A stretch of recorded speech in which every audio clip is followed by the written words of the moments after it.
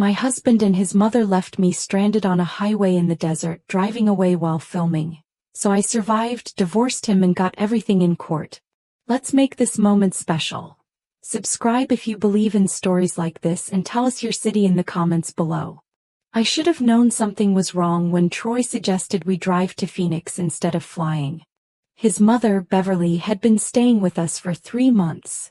3 months of passive-aggressive comments about my cooking, my cleaning, my career. But when Troy said, "Mom wants to see the desert one last time before she goes back to Atlanta," I thought maybe, just maybe, this trip would help us bond. I was 7 weeks pregnant, though I hadn't told anyone yet.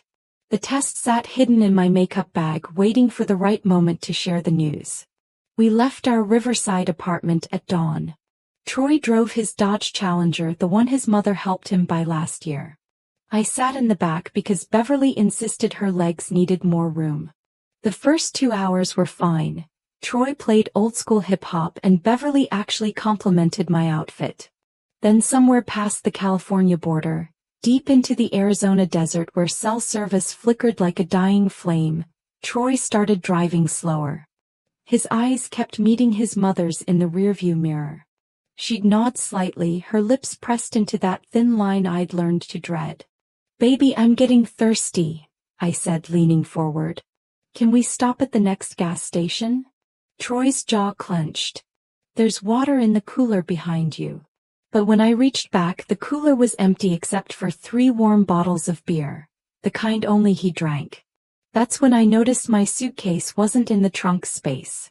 Neither was my purse. Just Troy's gym bag and Beverly's Louis Vuitton luggage. "Troy, where's my stuff?" My voice cracked slightly, that maternal instinct already sensing danger for my unborn child. He pulled onto the shoulder of Interstate 10. Dust swirling around us like a warning. The desert stretched endlessly on both sides. No buildings, no cars, just rocks and scrub brush under a merciless sun. The temperature gauge on the dash read 98 degrees.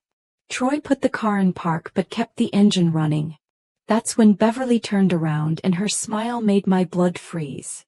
"Sweetheart, we need to talk about your behavior," she said, her voice dripping with false sweetness. "You've been very disrespectful to me, and quite honestly, Troy deserves better." "What are you talking about?" I looked between them, heart hammering. "Troy, what is she saying?" My husband, the man I'd been with for 5 years, married to for 2, wouldn't meet my eyes. Instead, he pulled out his phone and started recording. "Say it again, Ma." "For the record." Beverly's mask dropped completely. "You're a gold-digging little parasite who trapped my son with sex and manipulation. You don't cook like a proper wife should. You spend too much time at that hospital job acting like you're too good for him. And you clearly don't respect family." She leaned closer, her breath hot and sour. "So we're giving you a chance to think about how you'll do better. Consider this an intervention. Troy, stop recording and tell me what's happening." My hands shook as I reached for the door handle. But child safety locks turned on. Troy turned in his seat, phone still recording, his face a stranger's face. "We're going to leave you here for a few hours, Andrea. Give you time to really think about how you're going to change. Mom's right. You've been acting brand new lately, like the money I make isn't good enough. Like my family doesn't matter." "Money you make? I'm a surgical nurse. I make more than you do at that call center." The words exploded out of me. "And I've never disrespected your mother. I've bent over backward. See? This attitude right here." Beverly waved her hand dismissively. "Always throwing your little job in his face. Always thinking you're smarter than everyone else." She tapped Troy's shoulder. "Come on, baby. Let her out. 3-4 hours in this heat, she'll remember how to be grateful." My mind raced. 7 weeks pregnant. 98 degrees. No water. No phone, they'd taken my purse. "Troy, please. This is insane. What if something happens to me out here?" He unlocked the doors with a click that sounded like a gunshot. "You'll be fine. There's a truck stop about 12 miles that way." He pointed west. "Start walking and maybe you'll catch up to where you need to be as a wife." We'll come back for you later. Maybe around sunset. If you've learned your lesson. Troy, but Beverly was already out, opening my door, her expression triumphant. Out, she said. Now. I stumbled onto the scorching asphalt, my mind unable to process what was happening. They drove away slowly at first, Troy still filming through his window, Beverly actually waving like we were at a parade. Then the Challenger's engine roared and they disappeared down the highway, leaving nothing but heat shimmer and the smell of burning rubber. I stood there for maybe 30 seconds, shock turning my legs to concrete, before the reality crashed over me like a physical wave. I was alone. In the Arizona desert. With no water, no phone, no protection. And I was pregnant. The sun felt like it was pressing down on my skull. I looked both directions. East showed nothing but empty road disappearing into mountains. West looked identical. No cars. No signs of civilization. Just endless brown landscape and that ribbon of black asphalt radiating heat.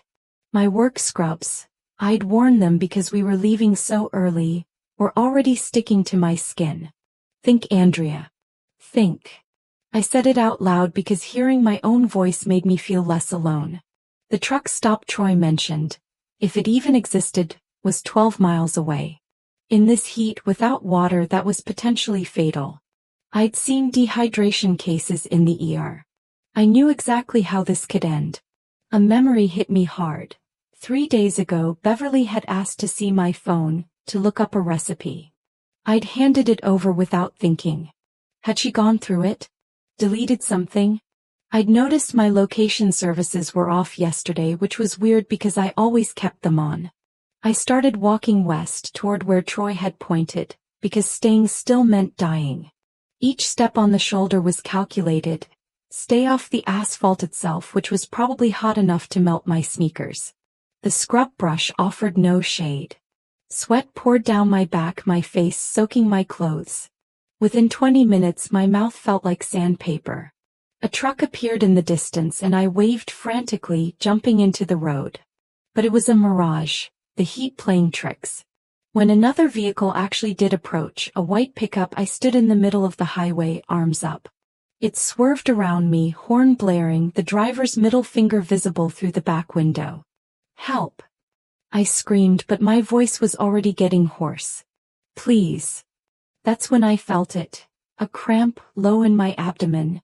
Not painful yet, but present. A warning. No, no, no, I whispered, pressing my hand to my stomach. You stay put. You stay with me. I'd read all the pregnancy books, knew the first trimester was precarious. Extreme heat, dehydration, stress, all dangerous. Another memory surfaced. Last week I'd overheard Beverly on the phone in our guest room. She thinks she's so perfect, Brenda. But Troy sees it now. He sees how she really is. We're going to handle it. I'd assumed she was gossiping about someone from her church. Now I understood she was talking about me. 40 minutes into my walk, vision starting to blur at the edges, I heard the most beautiful sound in the world. An engine slowing down. A silver Honda Accord pulled onto the shoulder ahead of me. The driver's door opened and a black woman in her 50s stepped out, her expression alarmed. Baby, what are you doing out here? She grabbed a water bottle from her car and handed it to me before I could even speak. Drink slowly. Slowly. I gulped the water, my body screaming for more. My husband, my voice broke. My husband left me here. Him and his mother. They drove away. The woman's face hardened. They what? Cheryl, call 911. She shouted at someone in the car. Another woman emerged, younger, maybe 30, phone already out. How long you been walking? Maybe an hour? I don't know. The sun. Another cramp hit, stronger this time, and I gasped. I'm pregnant. 7 weeks.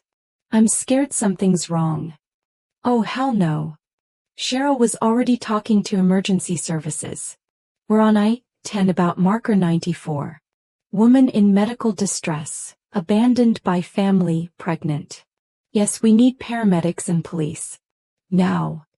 The older woman guided me into her back seat, air conditioning washing over me like salvation. I'm Patricia. That's my daughter Cheryl. You're safe now, you hear me? You're safe. But I wasn't processing comfort. I was processing rage, white-hot, clarifying rage. The paramedics arrived within 20 minutes.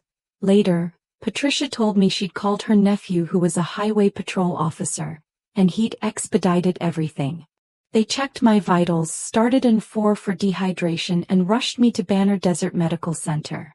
The whole time I kept my hand on my stomach, silently begging my baby to hold on. In the ER they did an ultrasound. The technician was quiet for so long I thought I'd lost everything. Then she turned the screen toward me. See that flicker? That's the heartbeat. Strong and steady. Your baby's a fighter. I sobbed, relief and fury mixing into something overwhelming. A police officer, Detective Raymond Harris, arrived while I was still in the exam room. He was tall, maybe 45, with kind eyes that turned hard when I told him what happened. And your husband filmed it? Yes. I don't know why. Like proof or something. Proof. Detective Harris's expression was incredulous. Ma'am, what he did is called criminal endangerment. Possibly attempted murder depending on how the DA reads it. And if he filmed it, he documented his own crime. He wrote quickly in his notepad. Do you remember anything specific they said? Any details? I told him everything. Beverly's words about me being a gold digger, Troy's cold instructions to walk 12 miles, the recording. The detective's jaw tightened with each detail. Mrs. Washington, I need you to know something. What they did wasn't an intervention or a lesson. It was abuse. Potentially lethal abuse. Detective Harris left to put out an APB on Troy and Beverly while the hospital kept me overnight for observation. Patricia and Cheryl stayed with me, 2 strangers who became angels. Patricia even called her lawyer friend, Simone Winters, who showed up at midnight still in her gym clothes. I heard what happened, Simone said, pulling up a chair. She was maybe 50, with silver-streaked locks and an intensity that immediately made me feel protected. First things first, you're filing for divorce immediately. Tomorrow. We're also getting a restraining order and I'm making sure those police reports are ironclad. This isn't just about your marriage ending, Andrea. This is about justice. I don't have money for a lawyer right now, I admitted, shame burning my cheeks. They took my purse with my cards. You're not paying me. Not a dime. Simone's voice was firm. What they did to you. I'm taking this pro bono because I want to see them burn. Now tell me everything about your marriage. Assets, accounts, property. Everything. We talked until 2 a.m. I told her how Troy and I had bought our apartment together 3 years ago. $180,000. I'd put down $30,000 from my savings while he contributed $15,000. How my name was on the deed, but he'd convinced me last year to add his mother as a co-owner for estate planning purposes. How I'd stupidly agreed because I wanted to be a good wife. He was setting you up, Simone said quietly. They both were. Troy and Beverly were arrested the next afternoon at a Scottsdale hotel, apparently celebrating their successful intervention with poolside cocktails. Detective Harris showed me the body cam footage later. Troy went pale when officers approached, while Beverly actually tried to argue. This is ridiculous. We were teaching her a lesson about respect. She's too dramatic. This is just her playing victim. The officer's response was beautiful. Ma'am, abandoning someone in the desert in 100-degree heat is attempted murder in Arizona. You have the right to remain silent and I suggest you use it. Troy tried calling me 17 times from jail. I didn't answer. Instead, I spent that time with Simone going through every document of our marriage. What we discovered made my blood boil. Troy had been siphoning money from our joint account for 6 months, transferring it to an account in Beverly's name. Nearly $23,000 of my earnings gone. He'd also taken out a credit card in my name without telling me, maxing it out on purchases for his mother. This is financial abuse, Simone explained, showing me the bank statements. He's been planning something for a while. I guess. They were going to abandon you and claim you'd run off. With his mother on the deed, they could have sold the apartment, split the money, and you'd have been left with nothing. The pregnancy test I'd hidden felt like a ticking bomb. I hadn't told anyone but the hospital staff. Part of me wanted this baby desperately. Part of me was terrified. Then the video surfaced. Troy had apparently sent it to his group chat, 12 of his friends, titled, "Teaching Wifey a Lesson." One of those friends, a guy named Jordan who'd always seemed decent, had a crisis of conscience and forwarded it to Detective Harris. The video was worse than I remembered. You could hear everything. Beverly saying, "She needs to learn her place." Troy laughing when I begged him not to leave me. The camera zooming in on my face, catching my terror, my tears. And then Troy's voice, clear as day, "Maybe this will teach you not to talk back to my mother. We'll see if you're still so mouthy after a few hours out here. Might not even come back. Let you figure it out yourself." "Might not even come back," Simone repeated when we watched it in her office. "Andrea, he wasn't planning on returning for you.